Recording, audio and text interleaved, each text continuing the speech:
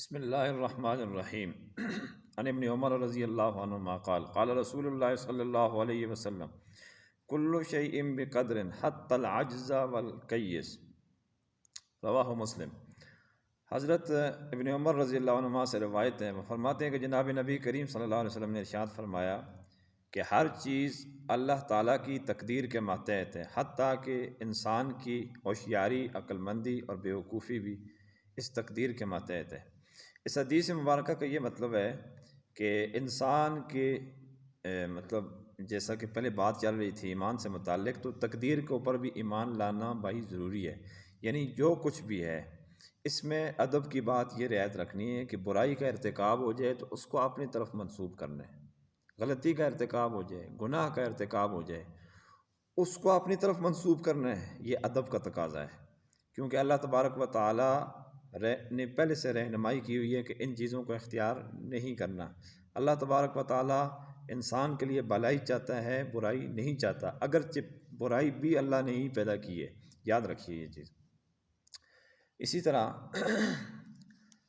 انسان کی حتیٰ کہ جو عقل مندی اور بیوقوفی ہے، ہوشیاری اور غیر ہوشیاری ہے، یہ بھی تقدیر کے ماتحت ہے۔ اب اس میں ایک مشہور اشکال ہے کہ کسی بندے سے زنا ہو جائے، شراب پی لے، اچھا کوئی بندہ گناہ کی حالت میں مر جائے، تو عام طور پر عرف میں سننے میں یہ آتا ہے کہ لوگ کہتے ہیں کہ بس وہ اس کی تقدیر میں ایسے لکھا ہوا تھا۔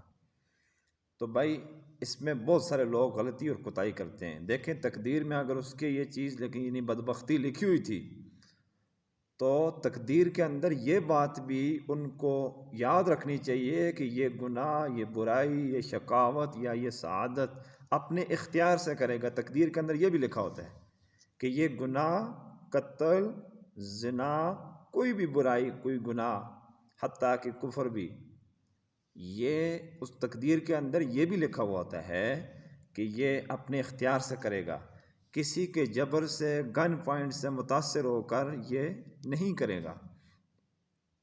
تو یہ عام طور پر لوگ اس طرح کرتے ہیں۔ اللہ تبارک و تعالی ہر چیز کا خالق ہے۔ واللہ خلقکم وما تعملون، اللہ نے تمہیں بھی اور تمہارے اعمال کو بھی پیدا کیا ہے۔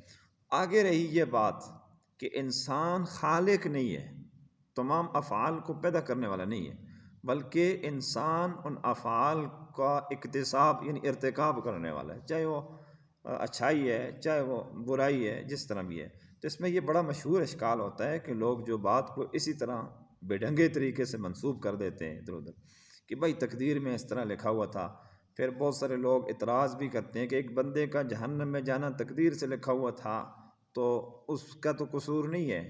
ٹھیک ہے، اس کا قصور نہیں ہے، لیکن اپنے اختیار سے جا رہا ہے، کوئی جہنم میں جو جا رہا ہے، کوئی بھی گناہ کا ارتکاب کر رہا ہے، کفر کا ارتکاب کر رہا ہے، بھائی وہ جو اس طرح کی حرکت کر رہا ہے وہ اپنے اختیار سے کر رہا ہے۔ تقدیر کے اندر اس کے اختیار کا دخل بھی ہوتا ہے، اس کے اختیار بھی لکھا ہوا ہوتا ہے۔ ورنہ اگر کسی کو گن پوائنٹ پر حاکم وقت مجبور کرے، کوئی کافر مجبور کرے کہ اس کلمہ کفر کہو، تو وہ تو اس کو معاف ہے، وہ کلمہ کفر جان بچانے کے لیے۔ تو اپنے اختیار سے جو گناہ انسان کرے گا، کوئی بھی گناہ ہو، کفر ہے، شرک ہے، معصیت ہے، اسی طرح نیکی ہے، وہ جتنی بھی چیزیں ہیں وہ سب کا سب اس کے اندر انسان کا اپنے اختیار کا دخل ہوتا ہے بنیادی طور پر۔ اللہ تبارک و تعالی ہم سب کو تقدیر سمجھنے کی، اس کے مطابق عمل پیرا ہونے کی توفیق عطا فرمائے۔ وآخر دعوانا ان الحمد للہ رب العالمین۔